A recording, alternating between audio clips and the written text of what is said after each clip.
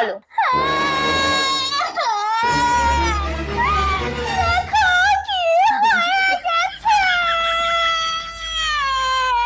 হ্যাঁ